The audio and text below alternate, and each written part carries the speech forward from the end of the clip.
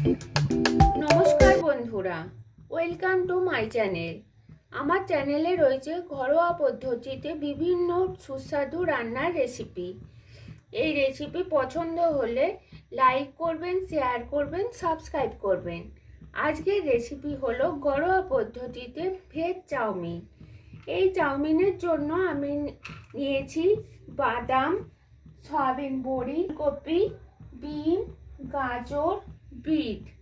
মশলার মধ্যে আছে নুন, হলুদ, চাউমিন মশলা আর সামান্য লঙ্কা গুঁড়ো। এরপর আমি কড়াইয়ের মধ্যে সাদা তেল দিয়ে দিলাম। সাদা তেল একটু গরম হলে তাতে বাদামগুলো ঢেলে দিলাম।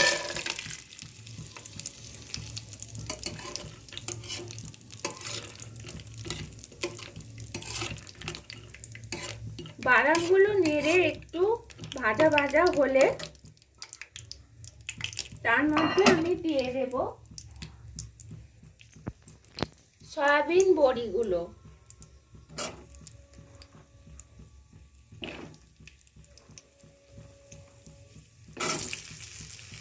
একটু সামান্য মিডিয়াম ফ্লেমের মধ্যে রাখবো, কারণ খুব হাই ফ্লেমে রাখলে এগুলো খুব লাল হয়ে যাবে। সয়াবিন বড়ির গুলো দিয়ে আমি সামান্য একটুখানি নুন দেব, যাতে সয়াবিন বড়িগুলো নুন থাকে, একটু নুন লাগে।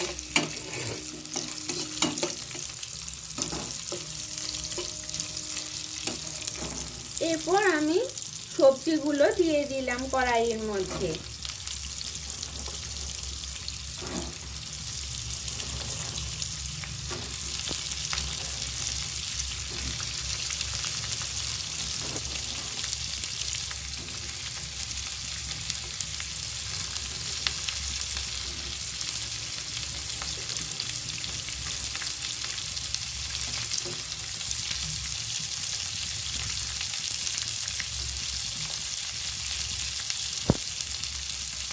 ভালোভাবে নেড়ে নেড়ে ভাজতে হবে।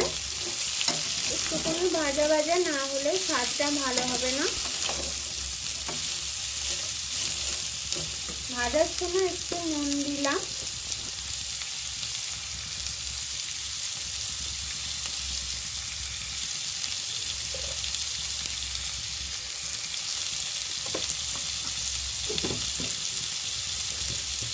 তার মধ্যে দিয়ে দিলাম একটুখানি হলুদ, যাতে কালারটা পুরো সাদা না হয়ে একটুখানি কালারফুল হয়।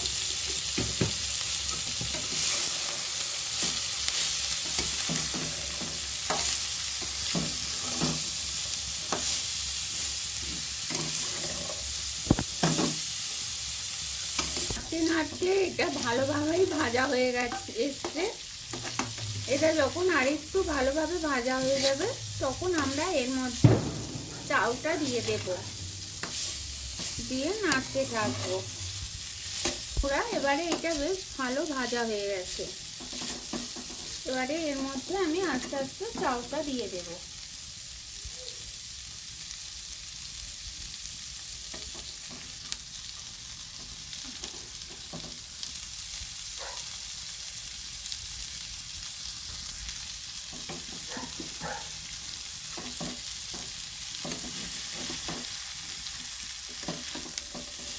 চাউটা দিয়ে আমি নাড়তে থাকবো। নাড়তে নাড়তে এটা যখন চাউটাও ভালোভাবে ভাজা হয়ে যাবে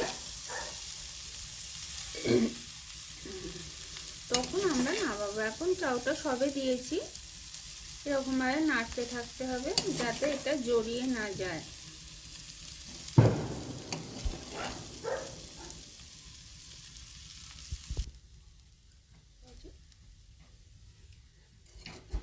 এবারে এরকমভাবে একভাবে নাড়তে থাকলাম। নাড়তে নাড়তে এই ভাজাটা একটু ভালোভাবে হলে, না হলে একটু কাঁচা কাঁচা চাউমিনের গন্ধ ছাড়বে। সাদা তেলের মধ্যে এগুলো ভাজতে হবে। এরপর চাউ মশলাটা আমরা দিয়ে দেব। চাউ মশলাটা দিয়ে একটু নাড়তে হবে।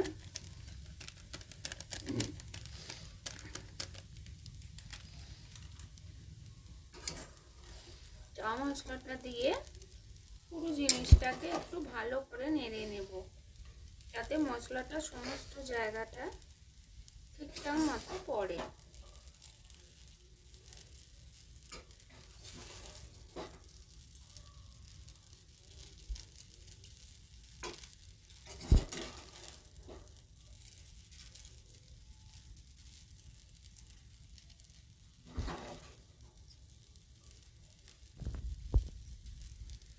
এরকমভাবে নিচে থেকে তুলে তুলে আমরা নাড়বো, নিচেটা বসবেও না, অথচ মশলাটা সমস্ত চাউমিনটাতে নাড়া হয়ে যাবে।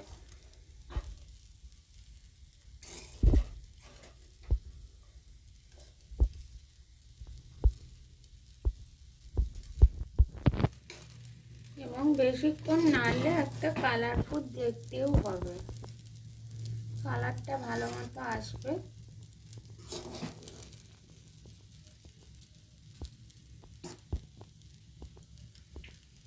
দেখুন কালারটা কি সুন্দর এসেছে,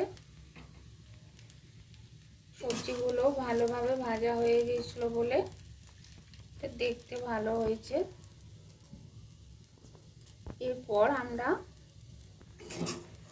এটাকে প্লেটের মধ্যে ঢেলে সার্ভ করব। এরপর চাউমিনটা হয়ে গেল, হয়ে যাওয়ার পর প্লেটে সুন্দর করে সালাড দিয়ে সাজিয়ে আমরা সার্ভ করব।